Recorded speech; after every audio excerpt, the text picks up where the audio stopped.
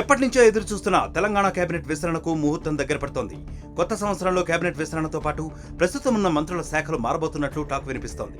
అయితే ఏ శాఖల్లో మార్పులు జరగనున్నాయనేది ఆసక్తికరంగా మారింది. కాంగ్రెస్ శ్రేణుల ఎదురుచూపులకు ఎట్టకేలకు తెరపడింది. తెలంగాణ మంత్రివర్గ విస్తరణ విశ్వావసు నామ సంవత్సరంలో ఏప్రిల్ 3వ తేదీన జరగనున్నట్లు ప్రచారం జరుగుతోంది. అయితే ఈ విస్తరణలో కొత్త మంత్రులతో పాటు ప్రభుత్వంలోని కీలక శాఖల్లో మార్పులు జరగబోతున్నట్లు టాక్ వినిపిస్తోంది. మంత్రివర్గ విస్తరణతో పాటు మంత్రిత్వ శాఖల్లో కూడా మార్పులు చేయాలని అధిష్టానం నిర్ణయించుకున్నట్లు కాంగ్రెస్ వర్గాల్లో గుసగుసలు వినిపిస్తున్నాయి. శాఖల నిర్వహణలో పలు శాఖల మంత్రులపై అధిష్టానానికి ఫిర్యాదులు అందినట్లు తెలుస్తోంది. సొంత పార్టీ ఎమ్మెల్యేలు, నేతలతో పాటు వివిధ వర్గాల వారు అధిష్టానానికి ఫిర్యాదులు చేశారని కాంగ్రెస్ వర్గాలు అంటున్నాయి. ఈ నేపథ్యంలో ఆయా శాఖల మంత్రుల పనితీరుపై అధిష్టానం ఇప్పటికే నివేదికను తెప్పించుకుంది. అన్నింటినీ పరిగణలోకి తీసుకున్న అధిష్టానం కీలక శాఖల్లో మార్పులు చేపట్టాలని భావిస్తున్నట్లు కాంగ్రెస్ వర్గాల్లో విస్తృతంగా ప్రచారం జరుగుతోంది. ముఖ్యంగా ప్రభుత్వంలో అత్యంత ప్రధాన శాఖల్లో మార్పులు చేపట్టే యోచనలో హైకమాండ్ ఉంది. ప్రధాన శాఖలైన రెవెన్యూ, హోంశాఖ, విద్యాశాఖ, ఆర్థిక శాఖ, దేవాదాయ శాఖ, ఇంధన శాఖలను ఆయా మంత్రుల నుంచి ఇతరులకు బదిలీ చేసే అవకాశం ఉన్నట్లు సమాచారం.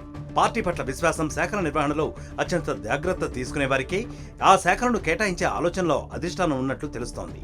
ఇక విస్తరణలో భాగంగా ఎవరెవరికి మంత్రివర్గంలో చోటు కల్పించాలి, వారికి ఏ శాఖలు కేటాయించాలన్న అంశం ప్రస్తుతం కాంగ్రెస్ అధిష్టానం కోర్టులో ఉంది. ఇప్పటికే తెలంగాణ ముఖ్య నేతల నుంచి అధిష్టానం అభిప్రాయాలను కూడా తీసుకుంది. మరోవైపు కొత్త మంత్రులకు సీఎం రేవంత్ రెడ్డి వద్దనున్న శాఖలను కేటాయించాలని అధిష్టానం భావిస్తోంది. అలాగే ఇతర మంత్రుల వద్ద అదనంగా ఉన్న శాఖల్లో ఏ శాఖలను కేటాయించాలన్న దానిపై కసరత్తు చేస్తోంది.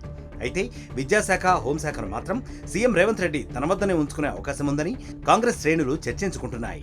మరోవైపు మంత్రివర్గ విస్తరణలో పలువురు పేర్లు తెరపైకి రావడంతో పార్టీలో అంతర్గత విభేదాలు మొదలయ్యాయి. సీనియర్ నేతల మధ్యనే కోల్డ్ వార్ జరుగుతోంది.